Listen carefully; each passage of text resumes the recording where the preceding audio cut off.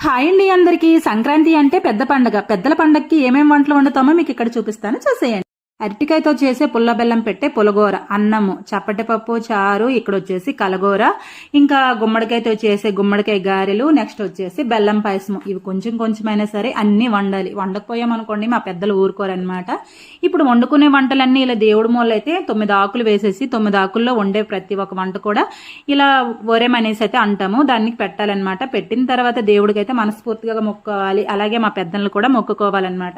ఇంక ఇవన్నీ అయిన తర్వాత ఇంకా 3 పేరెంటాలని పిలిచేసి ఈ విధంగా పలదానం అయితే ఇస్తామండి. ఇదేనండి మా సంక్రాంతి పండుగ. మీరెలా సంక్రాంతి పండుగ అనేది జరుపుకుంటారో ఒక చిన్న కమెంట్ అయితే పెట్టండి. ఇంకా నా పూజ అయితే కంప్లీట్ అయిపోయింది. ఇక్కడైతే పంతులు గారు అయితే వచ్చారు. పూజ అయితే జరుగుతుంది, ఒక్కసారి చూసేయండి. సంక్రాంతి ఉత్తరాయణ పుణ్యకాల సమయే ఆంబోజి మమ శ్రీ శ్రీ వర్షే వర్షే వసిద్ధి వినాయక అనుగ్రహ ప్రాప్తిరస్తు. మహాగణాధిపతయ నమః. యమోహ తస్య మహోక్షదేవతా సర్వైదేదా నమోదస్య.